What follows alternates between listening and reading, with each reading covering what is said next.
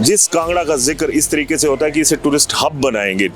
सरकार मेरी आपसे तो यहाँ पर वॉल्वो नहीं चल रही, ऑर्डिनरी बसेस नहीं चल रही। एचआरटीसी में शोर क्यों ना मचे कि हमें तनख्वाह नहीं मिल रही, हमें पेंशन नहीं मिल रही। भाई आप लोगों ने जब कमाने की सोची ही नहीं है तो देंगे कहां से आप? अफसरों दाद देनी होगी आपकी सोच की कि आप ये तो कह देते हो कि फलां बैंक ऑफ महाराष्ट्र में गोल्ड रखवा दीजिए आपको पैसा मिल जाएगा। आपने एचआरटीसी कहां पे गिरवी रख दी अपनी इन हरकतों की वजह से। अभिवादन स्वीकार करें, मैं उदय पठानिया। और विशाल थोड़ा सा पिछली तरफ दिखाइएगा कि बस अड्डे का नाम है श्री जीएस बाली आईएसबीटी धर्मशाला बस टर्मिनल है। और जब ये जीएस बाली साहब के नाम पर ऐलान हुआ था कि धर्मशाला का जो बस अड्डा है वो बाली साहब के नाम से जाना जाएगा, तो सियासत में कई पेटों में बहुत दर्द हुआ था कि ये क्या हो गया और ऐसा नहीं होना चाहिए।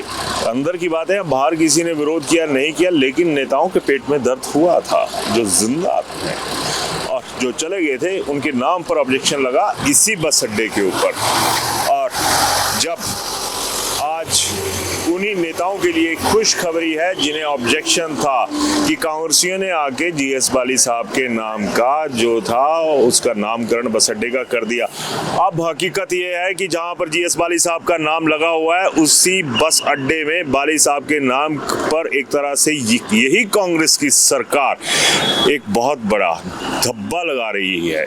और उस धब्बे का जो मैं ये कहूँ सामान्य लफ्जों में तो एक लाइन में कहूंगा कि जिस वॉल्वो बस का शोर एचआरटीसी मचाती है, जिस वॉल्वो बस का जिक्र और फिक्र आम आदमी भी करता है कि ये सबसे बढ़िया सर्विस है, उन सर्विस में एक भी धर्मशाला से दिल्ली के लिए वॉल्वो की बस सर्विस नहीं है।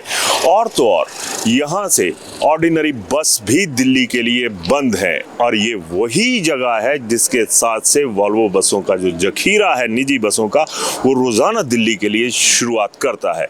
अब बात आ जाती है कि इन तमाम चीजों में कि आखिर ऐसा धर्मशाला जिसे इंटरनेशनल डेस्टिनेशन बनाने की बात करते हैं ना, जिस कांगड़ा का जिक्र इस तरीके से होता है कि इसे टूरिस्ट हब बनाएंगे, टूरिज्म की राजधानी बनाएंगे। सरकार मेरी आपसे तो यहाँ पर वॉल्वो नहीं चल रही, ऑर्डिनरी बसेस नहीं चल रही।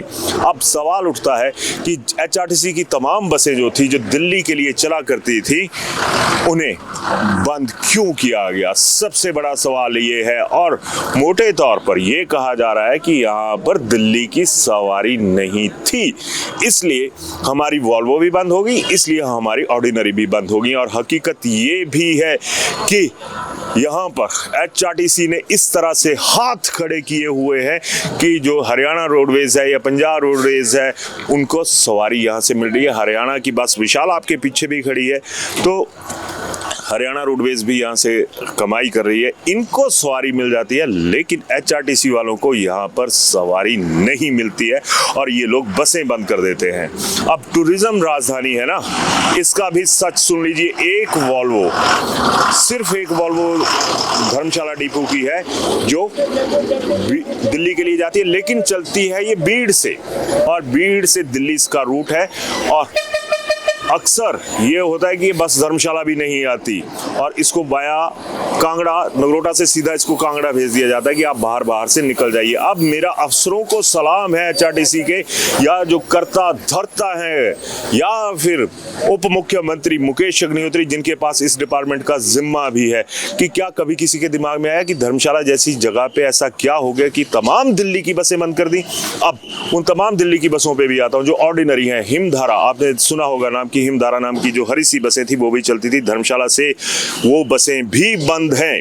अब यहाँ पर वो आ गया कि जो शाही सवारी होती है जिसकी पेइंग कैपेसिटी अच्छी होती है वो भी सरकार को नजर नहीं आती। जो एक आम आदमी है, जो हमारी तरह एक तरह से आम तबके का आदमी है, उसके लिए ऑर्डिनरी बंद कर दी। यहाँ पर लेबर क्लास के लोग बहुत हैं जिन्होंने सीधा दिल्ली जाना होता है, तो वो भी बंद। यहाँ से जो साथ में लगता कैंटोनमेंट एरिया, वहाँ पे फौजी भाइयों के लिए एक ऑर्डिनरी बस निकला करती थी, वो भी बंद कर दी।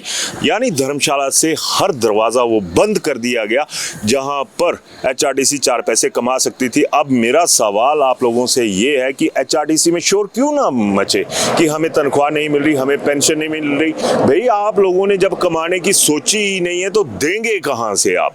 अगर ये बसें चलती होती, 6-7 रूट बताए जा रहे हैं जो कि बंद हैं। मैंने खुद अभी बस अड्डे पे हूँ, बुकिंग काउंटर पे पता किया कि जी कोई बस नहीं है। एक HRTC की जो वॉल्वो थी वो वाया कांगड़ा कर देते हैं। धर्मशाला तभी आएंगे जब यहाँ पर सवारी होगी।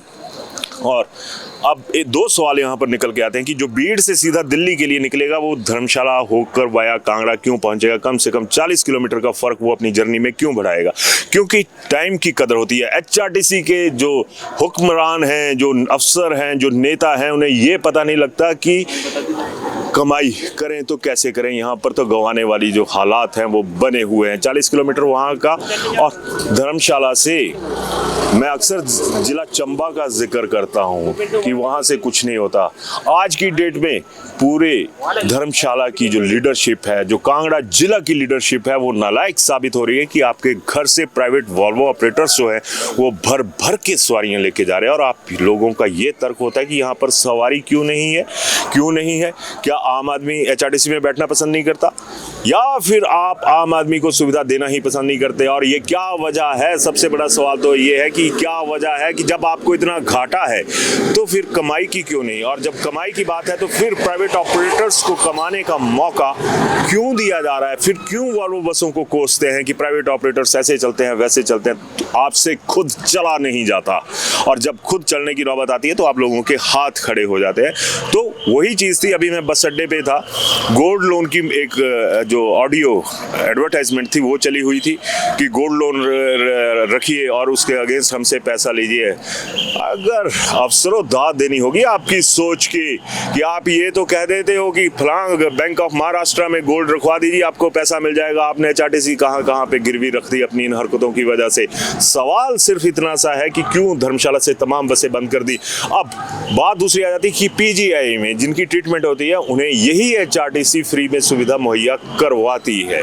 और जब आपके पास ऑर्डिनरी बस ही नहीं है कोई जो दिल्ली जाती हो, तो फिर उन लोगों को आप सुविधा कहां से देंगे जिनको सुविधा की जरूरत है? तो हाथ खड़े करवा दिए आप लोगों ने, इसी से इनकार नहीं करूंगा मैं, और ना ही मैं अफसरों के पास पूछने जाऊंगा कि क्यों बंद करी। मेरा सिर्फ इतना सा रहेगा कि आपके बगल में से आपके बस अड्डे के साथ चिपक कर दूसरी बसें निकल जाती हैं और अच्छा खासा कमा खा रही हैं, तो आप लोगों को ऐसी क्या समस्या आ जाती है कि आप जो आम आदमी की हक हैं उन्हें ही आप दरकिनार कर देते हैं? तो HRTC के 6-7 रूट थे वो आपने बंद कर दिया, और इन तमाम चीज़ों में बंद तो आपने असल में उन HRTC के रिटायर्ड कर्मचारियों के, अधिकारियों के और उन लोगों के जो हक हैं वो भी ख़त्म कर दिए जो आपके पास हर महीने तनख्वाह के लिए, पेंशन के लिए तरसते हुए नजर आते हैं। हैट्स ऑफ, माफी चाहूंगा, उन लोगों की तारीफ करना बनती है जो इस बेड़े को चला रहे हैं। और एक पंजाबी में भी या हिंदी में भी कहावत है कि बेड़ा गर्क, एक बेड़ा तार रहे हैं, एक बेड़ा डुबो रहे हैं, और इसके पीछे की क्या वजह होंगी आप जरूर बताइएगा। धन्यवाद। शिमला होटल, घर के बाहर घर जैसा अपनापन। अपने वेकेशंस को सुनहरी यादों में पिरोएं शिमला होटल के साथ। राजसी वैभव और राजस्थानी आव भगत जो देगी आपको एक रॉयल फील। हिमाचल वासियों के लिए जयपुर में ठहरने का अपना होटल शिमला होटल।